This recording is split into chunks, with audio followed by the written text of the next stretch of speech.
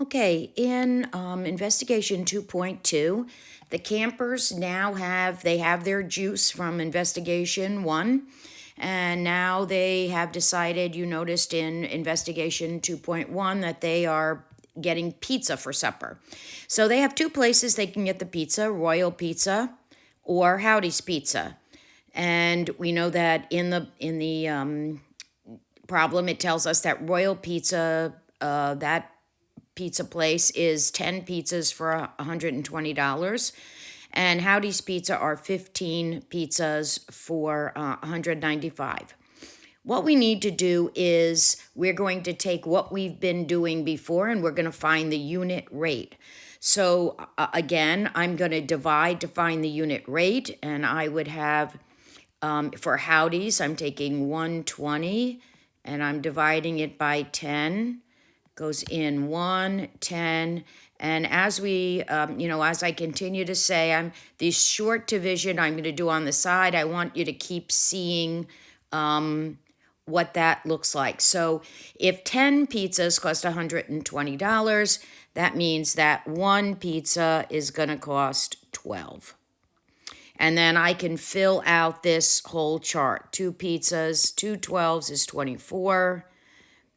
3 12s is 36, 4 12s is 48, 5 12s is 60, and this is what your table should look like.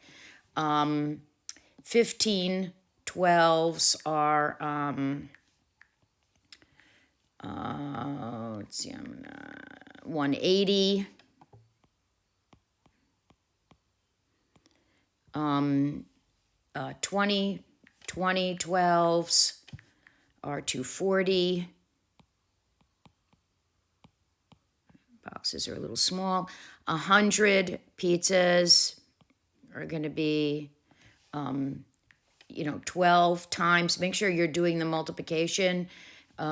Is 1,200, right? 12 times 100.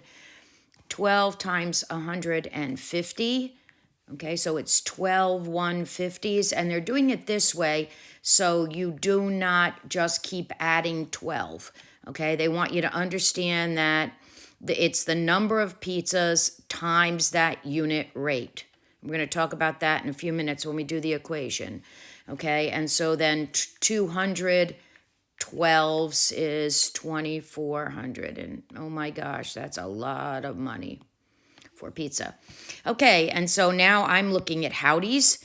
Howdy's Pizza is 15 pizzas. 15 pizzas for $195. Okay, 15 goes into 19.1, 45, 3. So that means that I'm doing the short division. This is 13, and then I'm just going to keep filling these in. 26. 3 13s are 39. Okay. 4 times 13 is going to be 52. Okay. And 5 13s is going to be 65. 10 is going to be 130, and now for sure I'm using my calculator. So I have 20 times 13, and I'm getting 260. And 100 13s are going to be 1,300. And you can see that at no point is Howdy's going to be the cheapest. So, and then I'm going to have 150 pizzas times 13. Can you imagine having needing 150 pizzas? I mean, how many people would you be feeding? I'm thinking that's quite a amazing amount of pizza. And who would be able to make all that at one time is 2,600. So this is how your rate table should look. Okay, and from that, once I know what this unit rate is here, I can find any number. And in the problem it says, how much would 57 or 53 I think it is 53 and 27 pizzas. I'm just multiplying. And if I have the money in one of the questions, it says, so if I have like $400, how many pizzas can I buy in each of them? And then I would just divide, because I know that one pizza at Royals is going to cost $120. And I know that one pizza at Howdy's is going to cost $13. So I can find any of those numbers. It does ask about writing an equation, and so I want to make sure that we are, going over that. Last year, you should have done some work with tables, you should have done some work with unit rates, and you also should have done some work with writing an equation, at least a basic one. So, but I want to review it, so I'm sure we're all on the same page. Okay, so the writing an equation, it is important to remember, which I talked about in the instructional video, that the cost of any of these pizzas, okay, the cost is going to equal whatever that unit rate is times the number of pizzas. So in Howdy's case, or in Royal's case, it's going to be $12. Notice that unit rate is the coefficient or the constant that I am multiplying by. And for Howdy's, same thing. It's going to be that coefficient times the number of pizzas, and that's going to be $13. Okay, so that is that that pretty much takes A and B. That's what you need to do there. The biggest or the most, then the other thing that you should have done in last year was do some graphing. You are going to graph both of these on your in your graphic notebook, and we're going to talk a little bit about this as a class. But I want you to notice things you need to look at when you're looking at a graph. Is it linear? Does it go up at a constant rate? Does it go through 0, 0? Is it steep? Is it steeper? Because you're going to do both of them on one graph. So you need to be thinking about those as you move on, because the answers to those questions are going to become more and more important. Okay, in C, they talk about Howdy's specifically. Not really sure, because they're the most expensive ones, but they're talking about delivery. Okay, so the Howdy's is saying, my pizzas might be more expensive, but hello, we'll deliver them. And for a camper, that might be an important thing. Who knows? So we're going to look at the price for pickup, which we know 15 here is, we're going to do down here, this is pickup. Okay, pickup. And so we know 15 are going to be $195, and in making this table, I can just copy my numbers out of the one above, and in your case, it would be in a different page. Okay, 65, 42, 52, 39,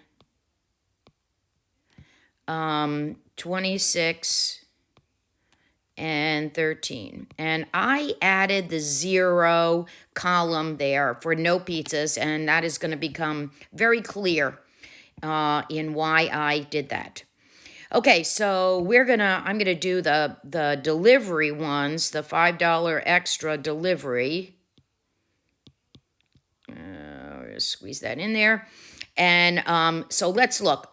So $5 for delivery, regardless for how many pizzas. So I'm not saying for one pizza it's $5. For two pieces it's $10. We're just saying $5 for the whole shot. I come to the door, I deliver your pizzas, and you give me $5 extra because I made that trip. Okay, not for each pizza, just for the delivery. So in this case, this would be 18. And this would be 31. Notice that I'm just adding $5 to the cost. Okay, I'm adding $5 to the cost each time. No matter what the cost is, I'm just adding $5. Okay. 200. That makes it nice and even. Okay, so I'm just adding $5, $5, $5, right? That $5 bill that I'm handing him extra. Now, in looking at the zero place, I want you to think about it this way because it's a little bit there's a little bit of a mind shift in this, in the way you have to do it when you're looking at this. If I'm picking it up, I don't have to make any plans ahead of time about what I need to pay. I know I'm not paying anything. I'm picking it up. I'm not paying anything. However, if I'm having it delivered, I have to know that no matter what I do, how many pizzas I buy, I have to start with $5. I have to know that I'm going to have to pay $5 and then add on the cost of the pizzas to that $5. So I want you to remember that, because in the zero place, when you graph, when you graph them, you're going to have to know that when X is 0, Y will be 5, and it's going to become a very important consideration as we go through looking at this. So when you're doing the graph, let's make sure, when we talked about this before, we're doing graphing, remember that you're going to have the 0 here. You should have the 0. Of course, you already have this graph, but I want to make sure. You're going to have the number of pizzas down here, and you're going to have the cost up here. Okay, so just to make sure that you set it up correctly. So when you do this, you need to make sure that you've set it up correctly. And your graph should look basically something like this. I go up there, and if I have that's the $5, okay, because when it's 0, it's $5, and so I'm going, this is always going to be $5 greater than the one before. And those lines should be parallel. Obviously, mine are not. I'm drawing on this, so it's a little bit hard. But that's basically what your work should look like. These are the important things. I know there are a couple of questions I did not answer specifically, but I wanted to make sure that I went over the content you need to move forward in your learning. Okay, good job.